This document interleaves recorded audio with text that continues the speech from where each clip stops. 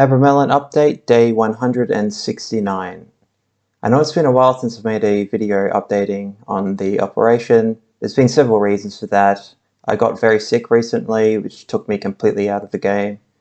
Been able to do anything other than the operation itself for about 4 weeks.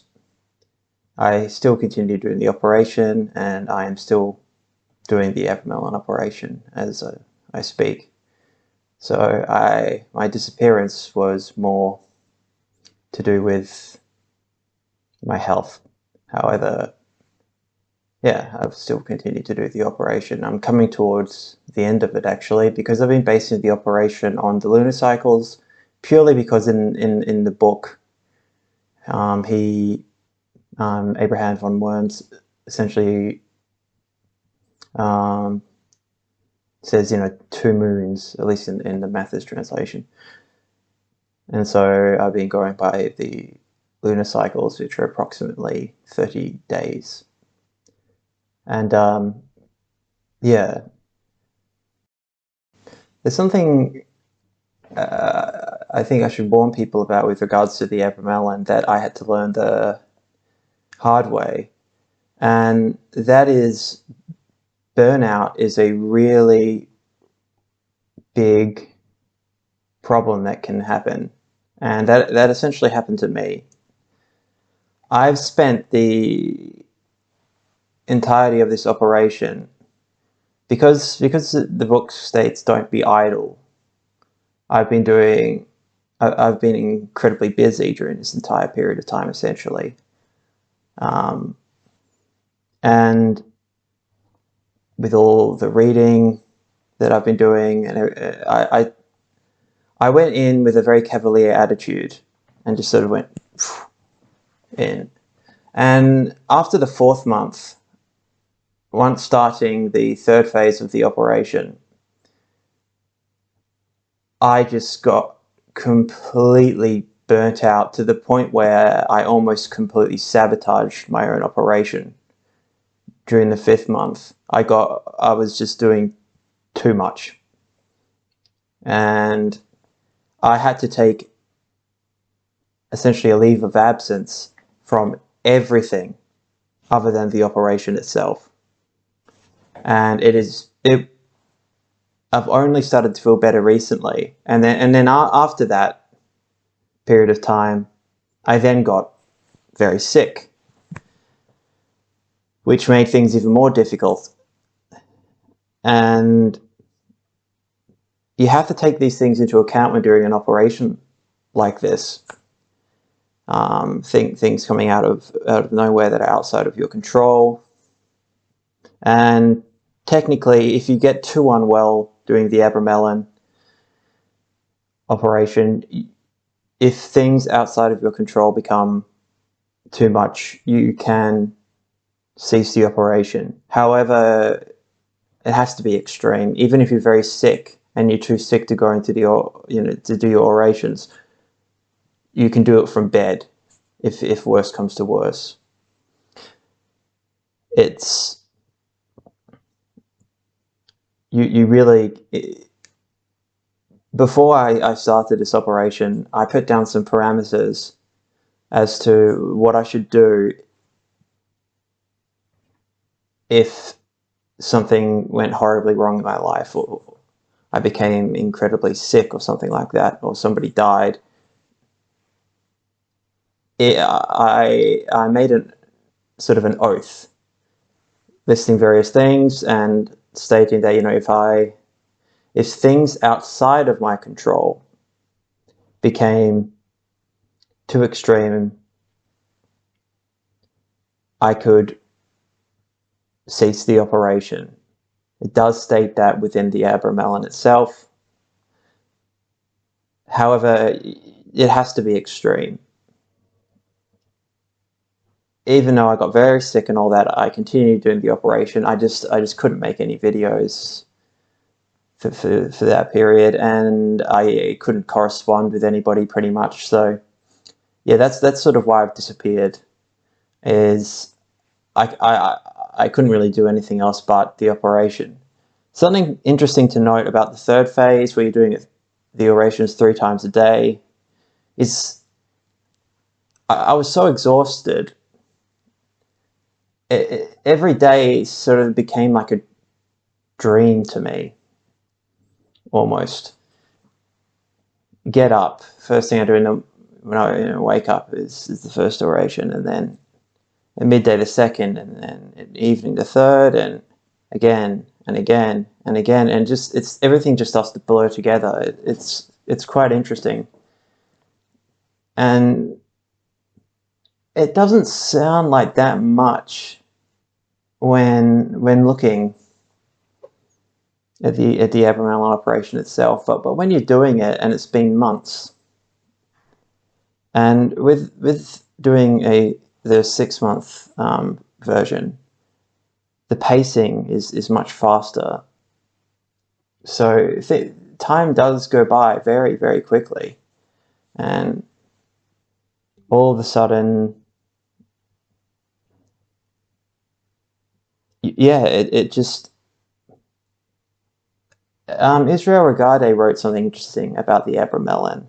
He was a secretary of Aleister Crowley's, who is very famous for publishing books on the Golden Dawn that I think he stole. And he had a big feud with Crowley later in life, and people who follow the Golden Dawn system usually very, very hold Israel Regardie in extremely high regard, and so do I. He was a brilliant, brilliant man, and one of the first people to really put psychology and magic together, and sort of start explaining things in that way.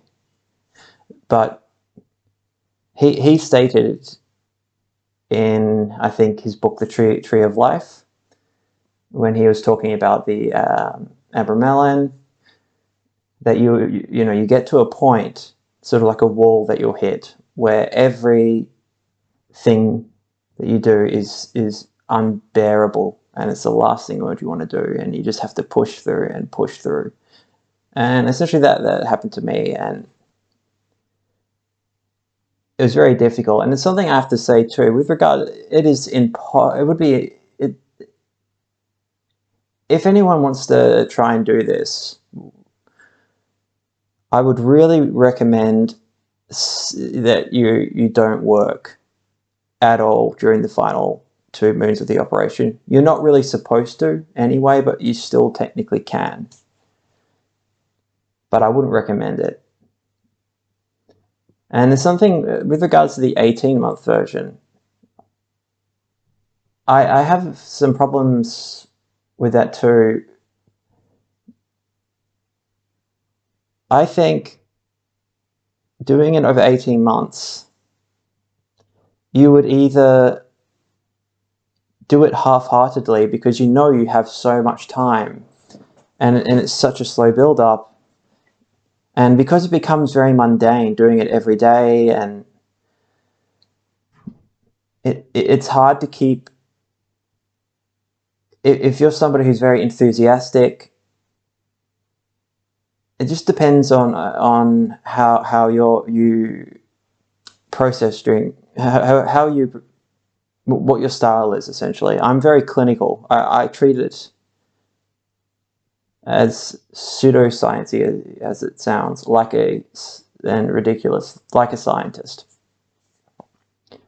I do it all without the lust of result. And I go through it very clinically, and then I analyze it.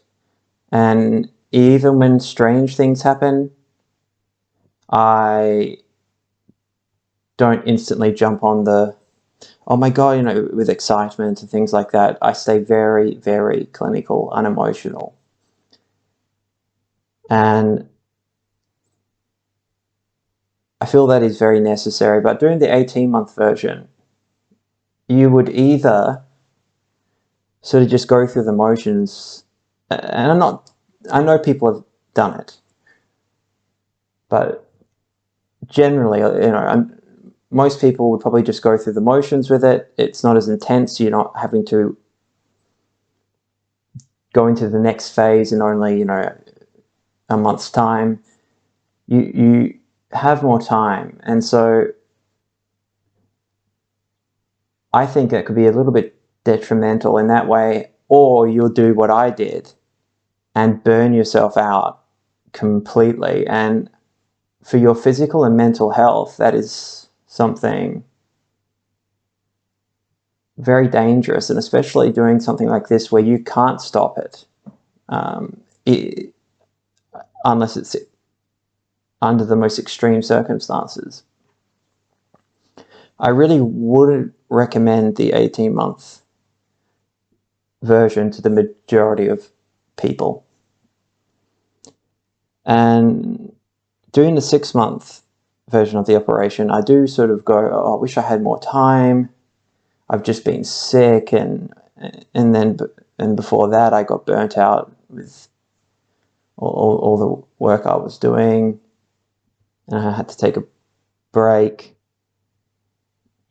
And yeah, that is detrimental to the operation. But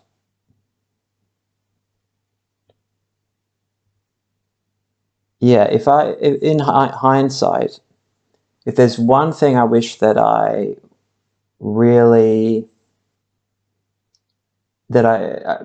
had advice on by somebody, would be to pace myself as much as possible doing the Abramelin operation, in order to not create my own problems by burning myself out. And of course that brings down your immune system a bit, then you can get sick easier. And yeah, pacing yourself is absolutely the best advice I could give anyone if they want to undertake something like this. And I'm still not completely recovered. I am still exhausted, but I'm much better than I was a couple days ago. Much better. But yeah, now I've sort of come to the point where very suddenly I'm almost up to having to do the final process of the operation, invoking the good spirits over the first 3 days. And if knowledge and conversation is successful, the bad spirits, most people stop. If you don't get knowledge and conversation, most people stop within the first 3 days. And I'm still planning on how I'm going to handle that final part of the operation. And whatever the result is, I have to say it's been an extremely rewarding experience to be able to do this. And a lot of people probably don't know this, but with regards to doing the Abramelin operation, a lot of people have to do it multiple times. I've known of people who have had to do it four times before the new translation came out, over different parts of their life. And I'm not going to be doing it again. It is something that is extremely impractical in the modern world. It is extremely dangerous for the prolonged nature of the operation and the lack of protection and ability to do banishing rituals or anything like that. There's no magic circles. It is not made for the modern world. But that's part of the allure, in a way, doing something so antiquated. It is a very fascinating thing to do. And, you know, I don't go around telling people that I do this kind of stuff. The few people I have, you know, just find it very interesting that I'm doing something from the 1400s. And of course, they don't quite realize how seriously I take it. But yeah, it's my life has significantly improved, interestingly enough, since starting the operation. more than 5 months ago, there have been so many improvements in my life, and it's quite unbelievable in that way. I don't know if it's a side effect of the operation or if things are working, but despite the burnout and stuff like that I've had, and then getting sick, which is an inevitability of things like that happening when you're doing something as prolonged as this, but yeah, the improvements in my personal life and even in my health have been significant. I'm coming out of this in a situation monumentally better than when I started, which I didn't expect at all. I assumed, I did not think I would make it even this far. I just assumed something would happen, you know. But yeah, it's already been so rewarding for me, and I have learnt so much, and I've gotten so much done, and it really doesn't matter what happens at the end of this for me. And I've already had an experience that, cross-referencing it with a lot of material from Aleister Crowley, and I've had the experience of vision of the angel, which I described in my last video, which is where the holy guardian angel essentially kisses you. I know it sounds very strange, but the whole ritual is a marriage, a sacred union. And in Kabbalistic terms, it's sort of a sacred union between Tiphereth and Malkuth, or Shekinah. And bringing those together. I won't go into Kabbalism too much, but yeah, as far as I'm concerned, I've already gotten knowledge. The final process will just be whether I get communication. Now, if I don't, because I'm not going to be making another Abramelin video until after the final process of this operation is complete.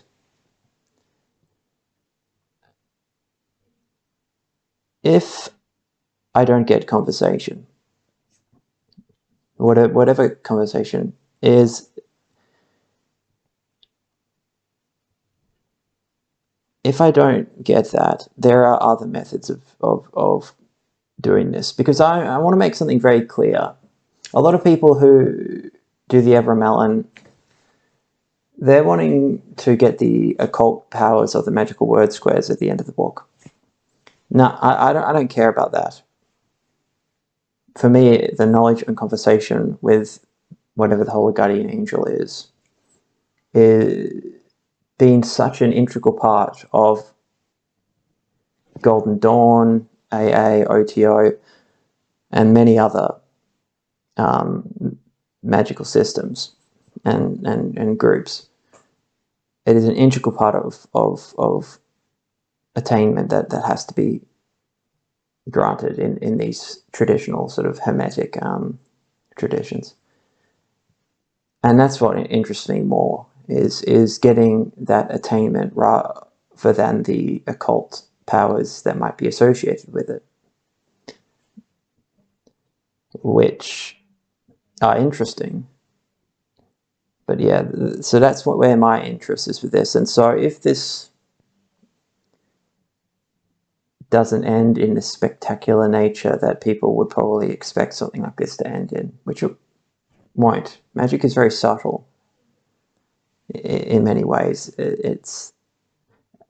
And even with successes, it's very hard to know exactly what's happened. That's why being analytical is so important, because a lot of people who become too emotionally attached will have a higher chance of being pulled into a possible, religious psychosis and things like that, especially with the religious nature of this operation.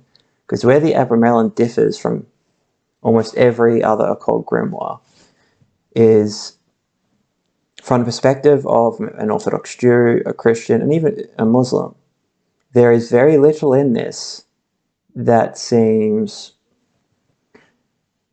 against the Torah, or because of the kind of sacred nature, even though you are doing magic, so you are in violation of what you're supposed to be doing, because you're doing it through yourself, not through God. But yeah, I've gotten a lot of people especially from Christian backgrounds, who are very interested in this. And I would warn people, if you're from a religious background, and I'm by no means saying this will happen to you. If you decide to do something like this, you have to be careful with regards to the religious nature of the operation, and getting and whatever results you might getting too pulled into that, because you'll have a higher chance of possibly moving into some form of religious psychosis, and even like messianic psychosis. You have to be careful, and also that there's a lot more pressure on you if you're very religious, because failing this, it's almost like you failed God, you're not worthy. And that's not the case at all. You're a human being, and having that pressure on you, be very careful. And then at the same time, there are many downfalls of someone like me who is not from a religious background in that way, because I might be too clinical and cut myself off from results, possibly by being too cynical. I mean, it's all a balance. Anyway, I guess the next video I'll make on the subject will be whatever the outcome of this is. And I hope people have found this interesting. It's quite a lot of pressure putting yourself out there, doing something like this, because the expectation of it working, and if things don't go the way that you hoped, having to then go and tell people and all that stuff. But I just thought it would be useful to people to see what the process is and what it's like going through a magical operation. And these have been my Abramelin diaries, essentially. And I hope people will find them useful. And that's sort of been the main point of me doing this with regards to making videos about it, is I just wanted to show people what what it's like for a person to go through a mystical or magical operation like this, and being able to see them rather than just reading their diary or something like that when they're going through it. So yeah, it'll be interesting to see how this ends. And yeah, thank you for the interest, and thank you for watching. I hope you are going well.